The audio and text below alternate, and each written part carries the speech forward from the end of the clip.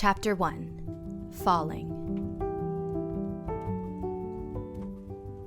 Falling for you was as natural as leaves falling from the trees in the fall, beautiful and bound to happen. From the moment I first saw him, I knew I was done for. He was wearing a long-sleeved maroon shirt and dark jeans. He had curly red hair and walked toward me, smiling sweetly. He said hello, and there was a warmth in his eyes that made me feel seen.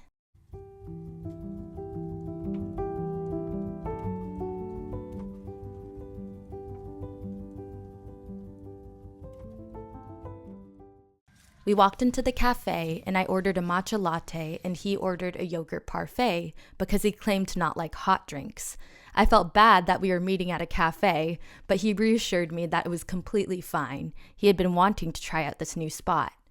We chatted, walked around the neighborhood streets, and the moment we said goodbye and parted ways, I wondered when I could see him again. The rest of the day was filled with nervous thinking and overthinking until I got a message from him later that night saying that he'd like to meet up again, too. And that high was unlike any other. It lit me up from within. I couldn't stop beaming at the thought that he liked me, too. We went on several more dates, and it wasn't too long after that we decided to make it official. I quickly memorized his mannerisms, like the way he said hello on the phone, the little tilt in his head when he smiled, and the bounce in his walk. It was like he entered my bloodstream like a chemical, and suddenly I was wired. I liked so many things about him. I liked the way he decorated his place with plants, knickknacks, and paintings. He had cool hobbies and was wickedly smart. He invited me to do activities I had never tried before, like gymnastics and acro yoga. I got invited to parties and hangouts with his friends, and suddenly, my life felt fuller. We spent our days making crepes in his kitchen while chatting and joking. He would just laugh when our cooking turned out to be me just talking while he cooked. When he pulled me in for a hug, I memorized the way he'd look down at me and smile. Quickly, his place began to feel like home.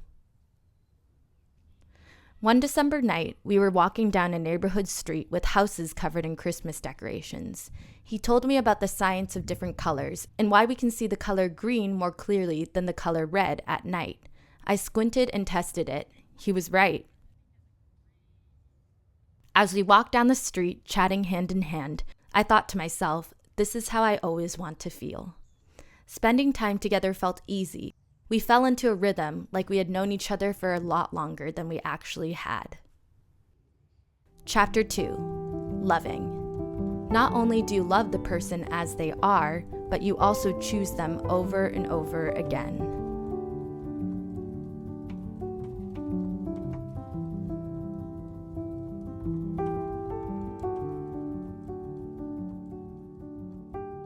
I'm not sure if I know too much about love.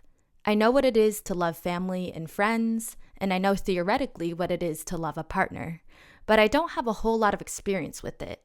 I've loved the idea of people, but I'm not sure if I've ever truly loved. But I think that love must look a lot like choice. Choosing your partner, choosing to stay, choosing to repair, choosing to make things work, choosing to follow through, choosing to listen, choosing to care. It's these everyday choices that all add up to something bigger, something that lasts. Falling in love can happen in an instant, but I think that growing to love someone takes time.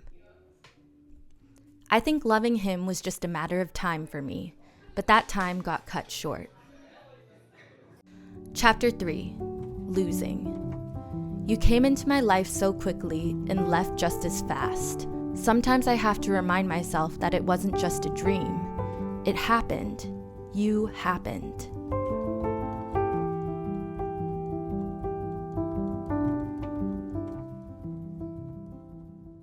It happened out of the blue. I didn't see the signs.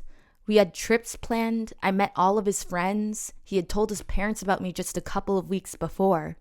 I thought things were progressing. I thought that we could grow into something beautiful. Just the day before, we were cooking dinner in his kitchen and watching a show. And now we were sitting on a park bench and he was telling me he didn't see a future with me. This person who began to feel like home suddenly felt so far away from me. Tears fell down my face in disbelief. I didn't know how to form thoughts. That night, I slept beside my mom, crying out that it can't be real. We were fine just yesterday. This isn't happening. I met up with him the next night to talk it over with more formed thoughts. I tried to fight for us, but he had made his decision. I told myself I wouldn't beg. I would keep my head held high. And I did. I did all the way through our conversation in that common room, all the way as I hugged him for the last time, all the way as I turned the corner and walked down the hallway, got in my car, drove home, and stepped through my back door, and it wasn't until I got home that I broke. Chapter 4. Grieving. It feels like a nightmare, but you're still in it when you wake up. My head knows all the reasons, but my heart knows you. When you're heartbroken, the first thing you think of in the morning is the person you lost.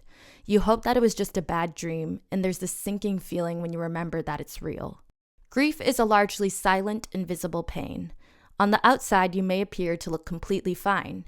You may be functioning as you normally would at work and with your friends and family. You may even appear to look happy, but inside, you feel like you're breaking. Smiles take more effort, laughter feels forced, it's harder to do everything. The pain ebbed and flowed. Some days were easier than others, but it was always there. It became part of my being, of my just existing on this planet. And it was like that for months. And I think I only experienced that much pain because I experienced that much love. Initially, I tried to deal with the grief by logicking myself out of it.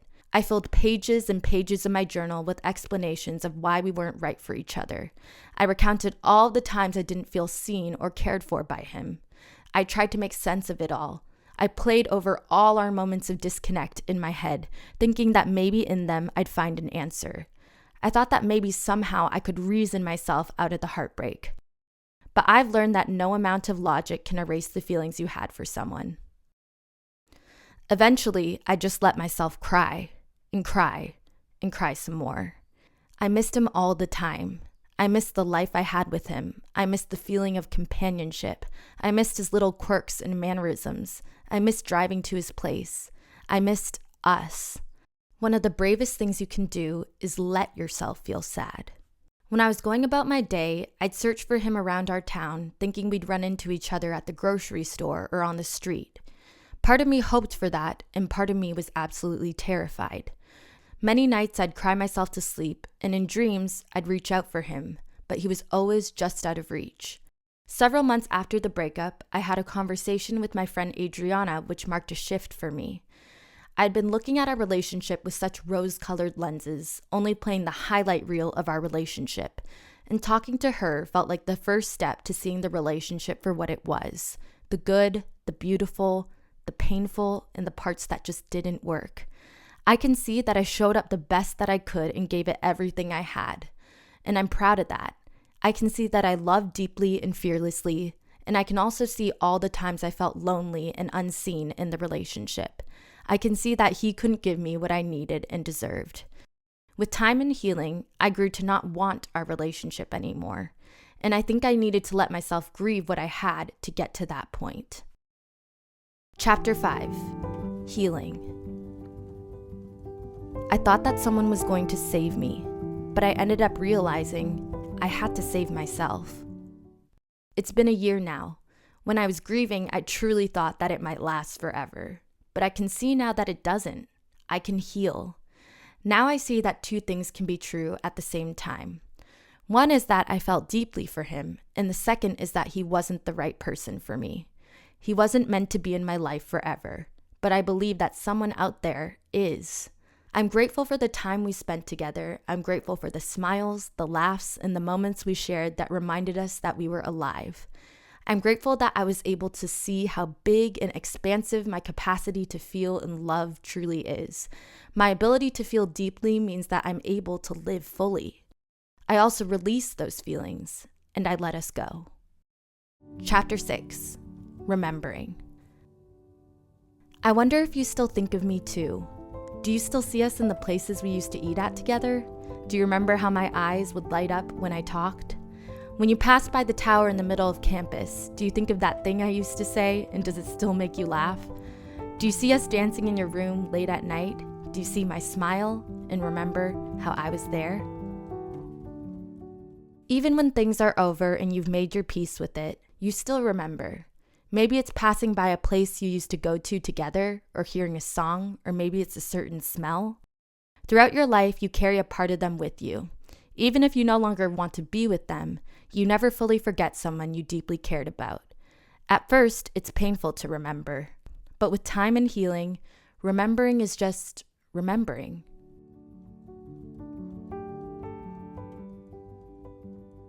End note. One of my favorite YouTubers, Linda Sun, said, "Someday all of the love that you've given to the wrong people will find its way back to you." I choose to believe that all of the love, all of the heartache, all of the pain, it's not for nothing. It has helped me become who I am today. And I believe that that love is coming straight back to me. I know it's possible for me to show up authentically as myself and experience a deep connection with another person. I know I have so many wonderful things to offer, and I know it's possible for me to love deeply and to be loved deeply. Just imagine being loved the way that you love others. That's the type of love that you deserve. I choose to believe that my greatest love story is yet to come, and no matter what you've been through or what type of heartbreak you've experienced, I hope that you believe that for yourself too.